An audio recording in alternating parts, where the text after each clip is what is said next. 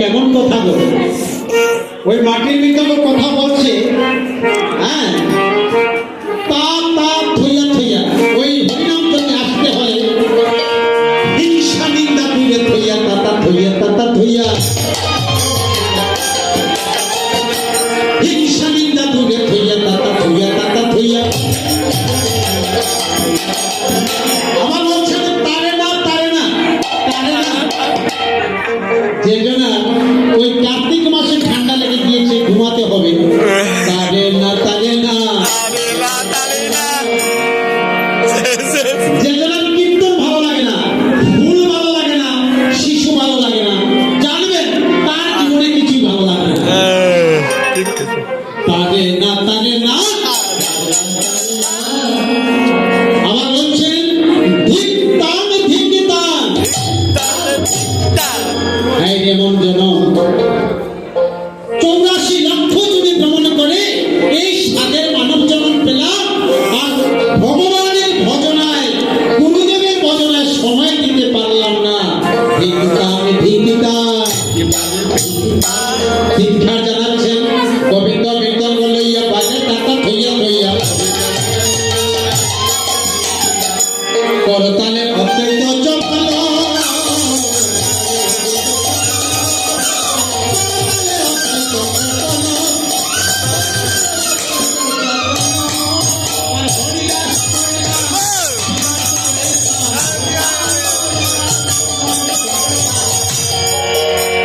আমি আগে বলেছিলাম একজনের নাম হরিদাস, হারেস থেকে হরিদাস হয়েছে।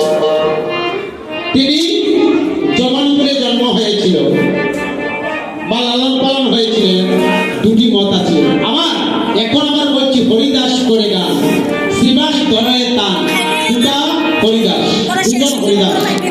একজন হলেন বড় হরিদাস, আগে যার কথা বললাম তিনি স্বয়ং ব্রহ্মা, হারেস হয়ে জন্ম নিয়েছেন, পরে হরিদাস হলেন। কিন্তু এই হরিদাস অন্য একজন হরিদাস আমার মহাপ্রভুর সময়ে খুব সুমিষ্ট কণ্ঠের একজন শিল্পী হরিদাস করে গান, শ্রীবাস করে তান।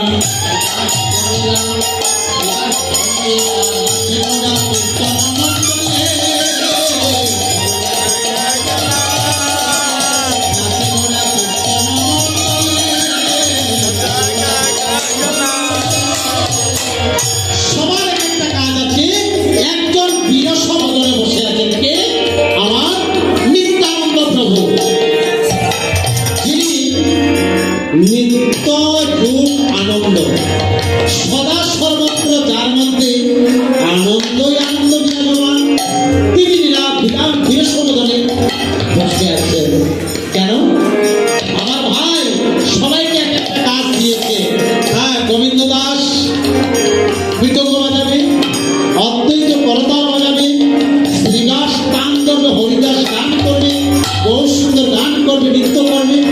আমি দাদা নিতে আমার কি কোনো কাজ নেই? তখন অন্তর্যামী ভগবান দাদা নিতে সম্বোধন করে বলছেন, দাদা গো